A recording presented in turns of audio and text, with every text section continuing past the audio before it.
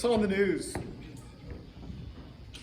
What? Saw on the news, it's probably a few months ago, there was a boy who ate nothing but Pringles and French fries and white bread from like elementary school on, and he actually went blind because of the nutritional deficiencies that he developed.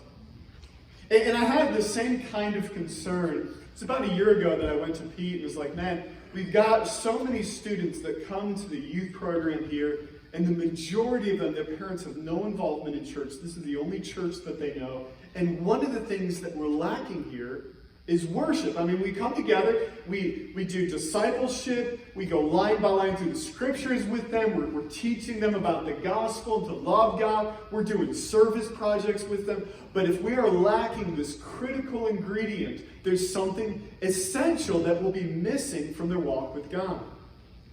Open with me to Psalm 33 this morning.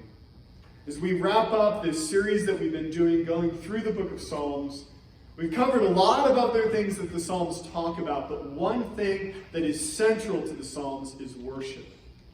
Psalm 33 verse 1 says this, "Shout for joy in the Lord, O you righteous. Praise befits the upright." Now you hear that and you might be thinking, well, see, I'm not really an openly emotional person. You know, I'm more restrained, and I get it. We're used to, in this generation, music is more of a passive thing. You sit and listen to music most of the time. Sing-alongs aren't really a thing anymore. And so maybe you grew up in a church culture where during worship, everything is very tightly under control. You might have like one person who like raises a hand or something like that, but typically not a place for outbursts of emotion. I remember visiting a church when I was first looking for a position in ministry, and it was a local, I think it was like a Presbyterian church or something like that. And I remember I walked into the sanctuary, there's like 100, 150 people in there, and during worship, I liked the message. Connected with that. But during worship, I was so disturbed because everybody was whispering. And they were kind of going like this with the song. And if I went like this, I would have drowned out the rest of the congregation. I was so thrown off by that. I was like, I'm never going back there. I can't do that. And so hear me in this. We are told to shout for joy. One of the Hebrew words for praise just describes showing out in public for one thing or another.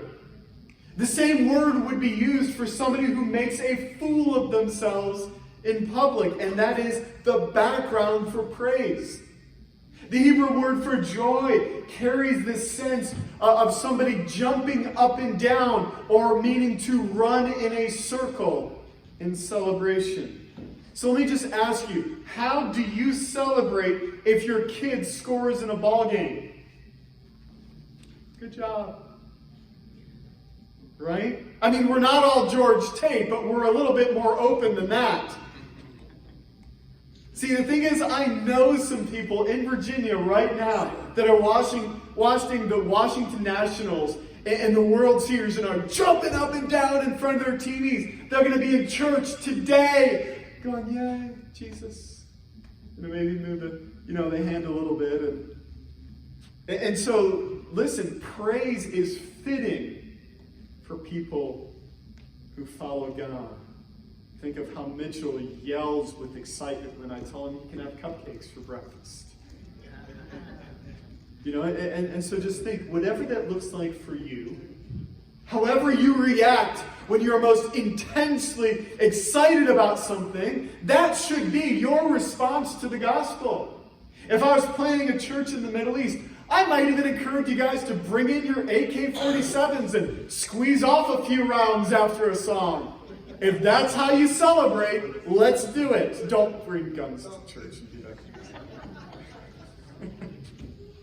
Some of you are about to really embrace that one. Wow.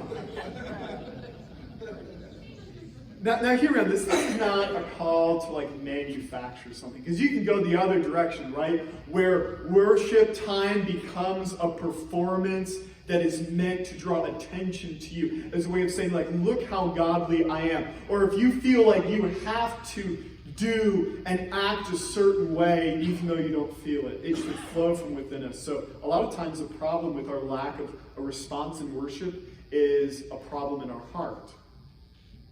So Psalm 33 goes on to describe why it is that we worship God.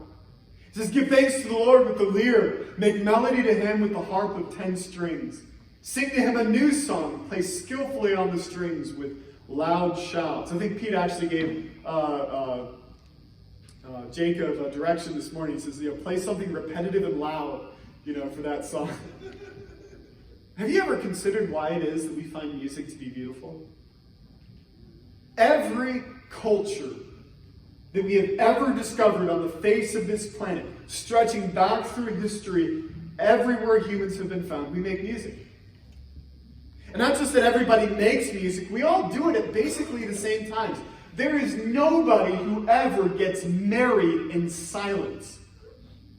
Right? We expect, as part of our Thanksgiving and celebration or our mourning, wherever there are intense emotions, we wrap that in music. It is a vehicle that God has given us to express what is deepest in our hearts. So he tells us, play skillfully. I try. Mainly just to not be distracting, but we're to use whatever talents we have. We're to play skillfully and to invent new songs. Remember, the early church did not limit themselves to saying, let's only sing the Psalms in Hebrew. Right? But in every language that the church spread to, they have written new songs to match the language and the culture of the setting of the church. He goes on. For the word of the Lord is upright, and all his work is done in faithfulness. He loves righteousness and justice. The earth is full of the steadfast love of the Lord. Let's see if you guys know this one. God is good. All the time. And all the time? God is good. Now that's something that we say, right? But you can't just say that. Think of it this way. Every other thing, every other person in your life that you have trusted or looked up to has been critically flawed to the core. Everything else will let you down.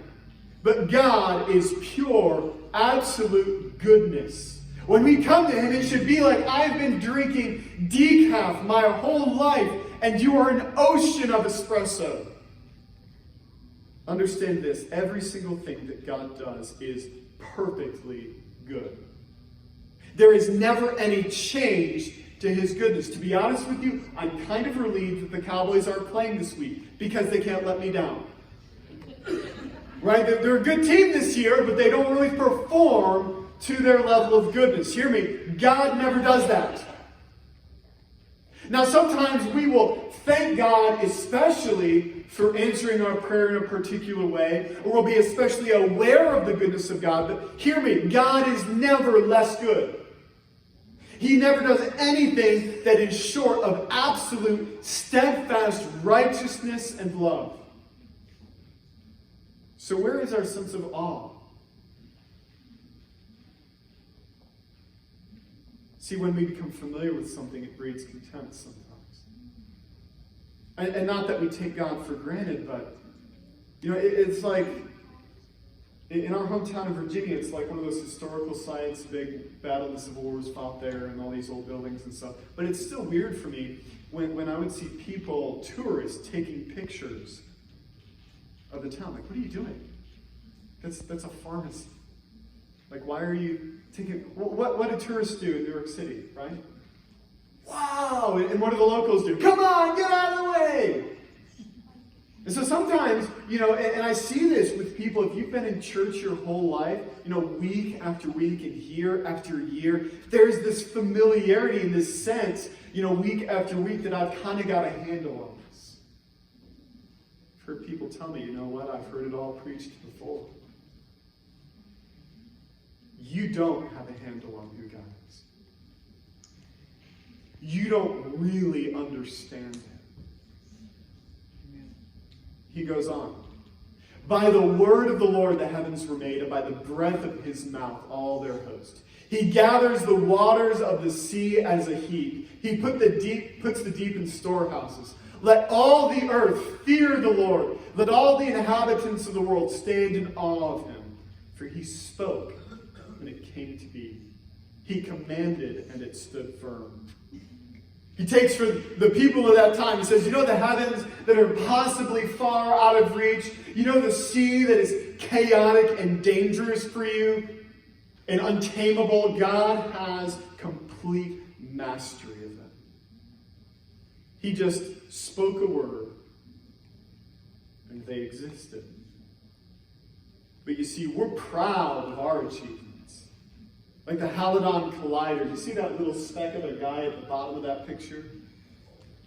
One of the greatest engineering marvels on the planet. And what they do in that is they take protons and they accelerate them to nearly the speed of light, 10 billion times as hot as a cup of coffee, and smash them together and see what happens.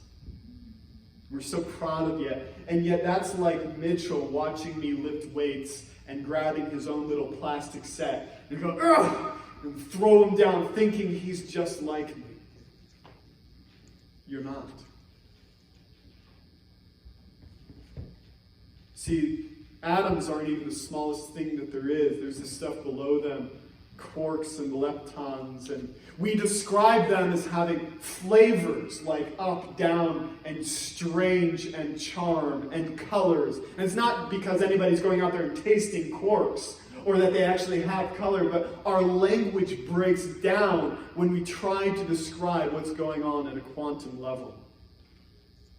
We're so proud of our knowledge, and we think we understand what's going on. But it's like Mitchell watching me work on my laptop at home, and he'll grab his little laptop and he'll sit down next to me and go, I'm working. No, you don't understand what's going on. For several generations now, we've marveled at the way the laws of physics undergird everything that we see. There's this incredible order and consistency in the way the universe operates, but understand this, we are only passive observers of this. Go and ask a physicist, can we change any of this? Can we budge the laws of gravity? It's unfathomable to consider how that would even be done. And it's probably a good thing, because if we could actually change the laws of physics, then the president would probably tweet about it, and then gravity would be messed up for like a week until we could get things under control. We think that we can put the created world around us under our control. I remember walking through the city and watching tree roots over time tear our concrete to pieces. A reminder that this order that we've imposed on the natural world, it is a temporary thing. In many cases, it's just an illusion. And yet God established all of this just by speaking. He goes on. The Lord brings the counsel of the nations to nothing. He frustrates the plans of the peoples. The counsel of the Lord stands forever, the plans of his heart to all generations. Blessed is the nation whose God is the Lord, the people whom he has chosen as his heritage. See, God doesn't just show his mastery of this world in creating things. He shows it through history as well. There's never been a shortage of would-be kings and empires. At one time, Assyria dominated the ancient world for centuries. You know a favorite phrase of their kings, like their slogan to define themselves? It was this: I destroyed, devastated, and burned with fire. That would be, by the way, a great presidential campaign slogan. You know, Holman 2020, I destroyed, devastated, and burned with fire. Pretty much the only history these people actually recorded was wars that they fought, towns they destroyed, and people they took as slaves. One of their kings writes, I captured many troops alive. I cut off some of their arms and hands. I cut off of others their noses, ears, and extremities. I gouged out the eyes of many troops. I made one pile of the living and one of heads. I hung their heads on trees around the city. You look at the carvings that they leave behind. These people were really fond of the whole pile of skulls as a decoration thing. And yet God sent Jonah to their capital city of Nineveh to warn them they would be destroyed. In the book of Jonah, they listen, but not for long. 100 years after Jonah, God sends the prophet Nahum back to the same city. And this is what he says. Thus says the Lord, though they are at full strength and many, they will be cut down and pass away. For 300 years they had their way with every nation on the planet. And yet they were destroyed, and Nineveh was burnt to the ground, and we didn't even rediscover its ruins till the 1800s. See, Assyria was destroyed by the up-and-coming Babylonian Empire. And then they said, we are the rulers of the world. They actually made maps of the world that put Babylon at the center of it. And before you think, oh, that's arrogant, you know, we kind of do the same on the Northern Hemisphere. Because if you go to Australia, you can buy a map that puts the Southern Hemisphere on top. Because it's totally arbitrary. I just thought I'd point that out to you. But the Babylonians looked at themselves as the center of the world. Their emperor destroyed Jerusalem. And he carried off the cups and the utensils used in the Holy of Holies in the temple of God to use at his parties. Taking what is holy and for God alone and filling it with guacamole and serving chips out of it. The arrogance. So this is what Isaiah says about him. And Babylon, the glory of kingdoms, the splendor and pomp of the Chaldeans, will be like Sodom and Gomorrah when God overthrew them. It will never be inhabited or lived in for all generations. No Arab will pitch his tent there. No shepherds will make their flocks lie down there. Because here's Babylon today. Where is their glory? Where is their power and wealth? Now, of all these empires of history, the Roman Empire stood perhaps the longest and crushed all others until there was almost no one left to fight. Their emperors declared themselves to be God, and people of 1,000 languages would burn incense to their images and bow down before them. But they too had their time, and they were brought to nothing. And their greatest accomplishments today serve as a blurry background picture for the Tinder profile of some dude named Chad. Where's their empire? What has happened to every empire and king, every ruler that has ever existed? What will happen to us?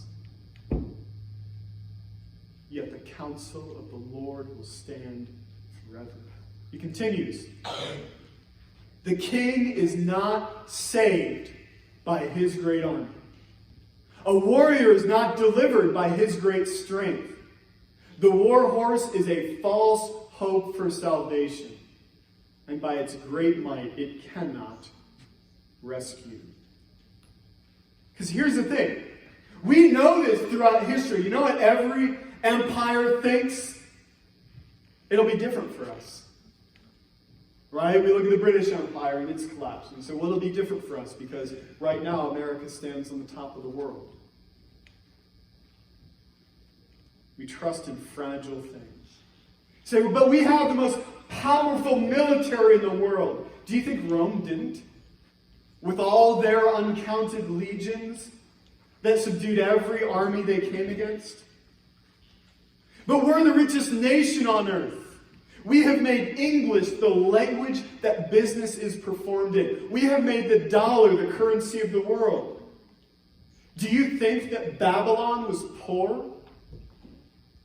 But we have drones and nuclear weapons and cybersecurity.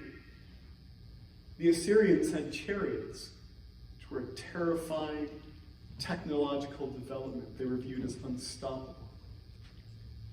understand that our nation today is temporary. Our great structures will one day crumble into dust. And on occasion, when I drive through cities, I just think what its ruins will look like. As one day archaeologists will be digging through them, trying to learn what kind of a people we were. And I'm not even saying this to say, oh, if we do this or that, destruction won't eventually come on us. Here's what God says. His plans reign. Even if you were to unite all of the people on earth, all of the wealth of the human race, every last bit of power, if we were to attain the limits of physical possibility, could we delay God's plans even for a minute? Could we shift it even 1 inch to the left? No.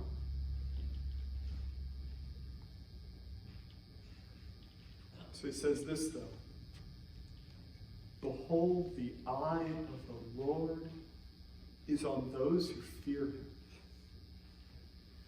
on those who hope in his steadfast love, that he may deliver their soul from death and keep them alive in famine. Our soul waits for the Lord. He is our help and our shield, for our heart is glad in him, because we trust in his holy name. Let your steadfast love of the Lord be upon us, even as we hope in you. Understand this, before these hills that we drive over were ever formed, before people ever walked through these woods, God had his plan and purpose for this town. Before he ever guided the construction of railways and highways, of the music and the farms, God knew that we would be here today. None of this is accidental. God's eye is on us who fear him. And God's plans for this town from all time have centered around those who would do his will and preach the gospel here. God's eyes are on this church. I want you to notice at the end of this, though, he says, our soul waits for the Lord. See, he's waiting for God to do something. You don't really get that sense until the end of it. It starts with, here is who God is. Let all the earth tremble before him. No one can stand against him. No one can hold his hand back. No one can say, hey, what are you doing? Stop that.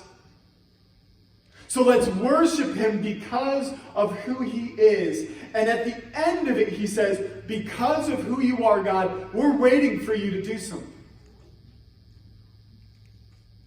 Will you worship him while you wait?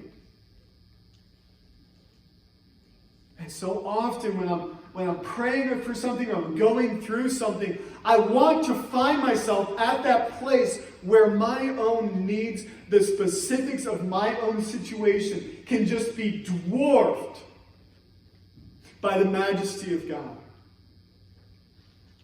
I need that. And you need that.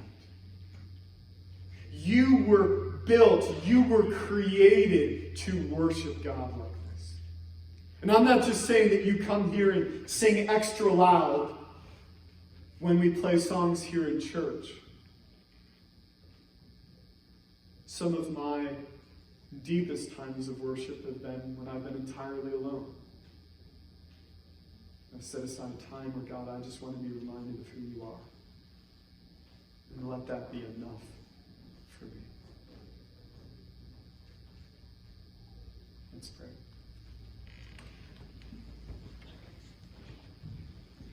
God, we put our hope in you because there is no other. There is no other that can stand against what we face. God, sometimes we feel so terribly, terribly small when we consider the work of your hands. Who are we that you're mindful of us? Can we claim any quality of ourselves that you would give us such care and attention, and yet you promise us that you are infinitely, intimately aware, not only of what we're going through now, but what the future holds, that you will accomplish your plan so we don't need to stress as though you will somehow be limited by our circumstances. God, let us fall down before you. Praise the God who made things we haven't even discovered yet. In Jesus' name.